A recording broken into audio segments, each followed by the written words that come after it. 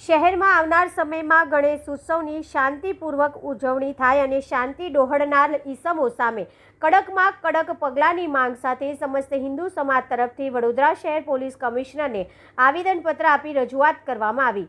ગત રાત્રિના સમયે ગોરવામાં યંગસ્ટાર ગ્રુપ દ્વારા ગણેશજીની આગમન યાત્રા રાખવામાં આવી હતી। આ શ્રીજીની આગમન યાત્રા ધૂમધામથી ડીજે સાથે ગોરવાના રાજમાર્ગ ઉપર નીકળી રહી હતી। યાત્રા ગોરવા પંચવટી મધુનગર વિસ્તારમાં પ્રવેશતા ગણપતિની પ્રતિમા દૂર હોવાથી ડીજે સિસ્ટમ ત્યાં બંધ કરવામાં આવ્યું હતું। તે દરમિયાન અસામાજિક તત્વો દ્વારા કાકરી ચાળો કરી શહેરની શાંતિ ડહોળવાનો પ્રયાસ કરવામાં આવ્યો હતો, જેમાં પોલીસની સમય સૂચકતાના કારણે કોઈ મોટી ઘટના ઘટતા રહી ગઈ હતી। આવનારા દિવસોમાં શહેરમાં શાંતિપૂર્વક ગણેશ ઉત્સવ ઉજવાય તે હેતુસર સમસ્ત હિન્દુ સમાજ તરફથી વડોદરા શહેર પોલીસ કમિશનરને આવેદનપત્ર આપી રજૂઆત કરવામાં આવી હતી અને શાંતિ ડહોળનાર ઈસમો સામે કડકમાં કડક પગલાંની માંગ કરવામાં આવી હતી।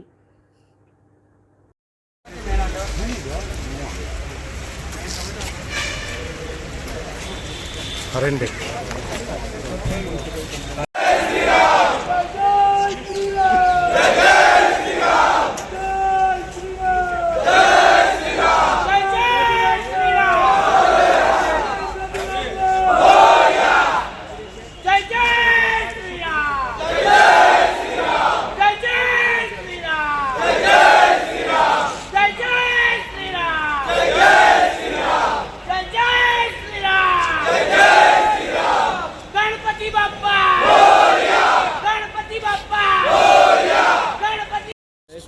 કાલે અમારા ગ્રુપ એટલે કે યંગસ્ટર ગ્રુપ દ્વારા શ્રીજીની શોભાયાત્રા રાખી હતી।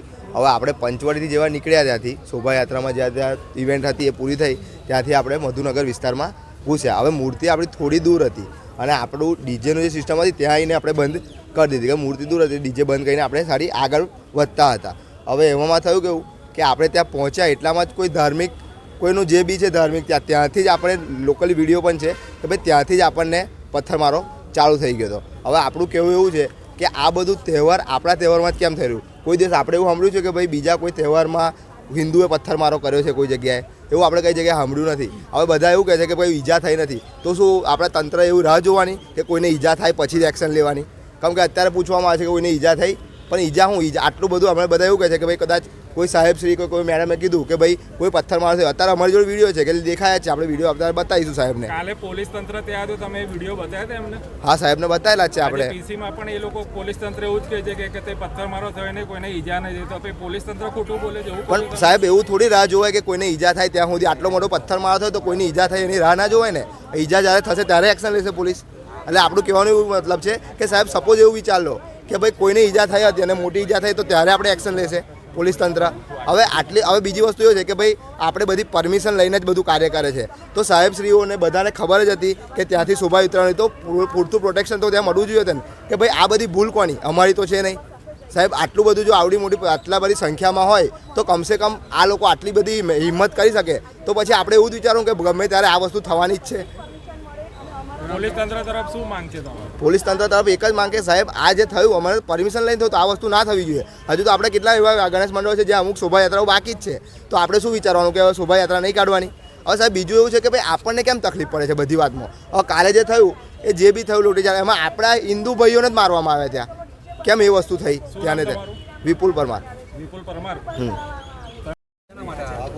અમે પોલીસ ભવન આવ્યા છે અને ગોરવામાં યંગસ્ટાર યુવક મંડળના ગણપતિ શ્રીજીનું આગમન થઈ રહ્યું હતું, જેની શોભાયાત્રા 8 વાગ્યાના અનુસંધાનમાં નીકાળવામાં આવી હતી અને જેમ જેમ માનવ મહેરામણ એકત્રિત થવા લાગ્યું એમ 11 વાગ્યાની આસપાસ પંચવટી કેનાલ ટર્નિંગની પાસે જતા ત્યાં પથ્થરમારો થવામાં આવ્યો હતો એની ઉપર અને પોલીસ હતી સાથે આપણી સાથે, અને સારું છે કે પોલીસની સમય સૂચકતાના લીધે મોટી ઘટના ઘટવાથી રહી ગઈ છે। પણ એક વિચારવાલાયક વસ્તુ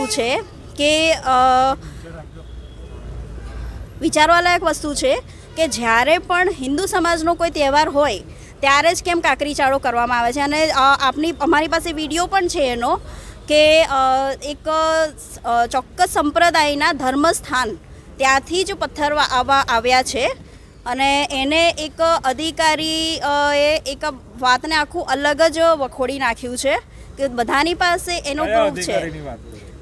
એ તપાસમાં સામે આવશે, જો કોઈ નામ નહીં લઈ કોણ શકું. તપાસ કરશે? તપાસ જે તે અત્યારે જેના હાથમાં આપણે આવેદન આપવા જઈએ છીએ આપણે સર કમિશનર આ તો સરને. પોલીસ તંત્ર તરફથી તો એવું જ કહેવામાં આવ્યું છે ને કે કોઈ કાકરી ચારો થયો નથી, અફવા ફેલાવે છે. હા, કાકરી ચાળો થયો છે. આપણી પાસે એના એવિડન્સ છે, આપણી પાસે વિડીયો પણ છે કે ચોક્કસ મસ્જિદની ઉપરથી જ કરવામાં આવ્યો છે પથ્થરમારો. અને એ ટાઈમે ત્યાં પોલીસ પણ હતી, પણ સારું છે કે પોલીસના આવવાથી ત્યાં આગળ કોઈ મોટી ઘટના ઘટતા બચી ગઈ છે. પણ એટલું કહેવામાં આવે છે કે એના જે પણ આગેવાનો છે એ જે તે સંપ્રદાયના, એમને પણ એક સાવચેત રહેવા જેવું છે અને શીખવા જેવું છે, સબક લેવા જેવું છે કે તમારા વિસ્તારમાંથી જ કેમ આ વસ્તુ થાય છે હર હંમેશ. અને હિન્દુઓના તહેવારમાં જ સેન્સિટિવ એરિયાનું કેમ આવે છે, જ્યારે બીજા સંપ્રદાય બીજા ધર્મના પણ જુલુસ નીકળે છે, એમના તહેવારનું પણ શોભાયાત્રાઓ, એમના પણ રેલીઓ નીકળે છે, ત્યારે તો ક્યારેય હિન્દુનો કોઈ પણ વિસ્તાર સેન્સિટિવ વિસ્તાર નથી કહેવામાં આવતો. ક્યારેય હિન્દુએ એમાં હસ્તક્ષેપ કર્યો પણ નથી. તો હિન્દુઓના જ તહેવારમાં કેમ?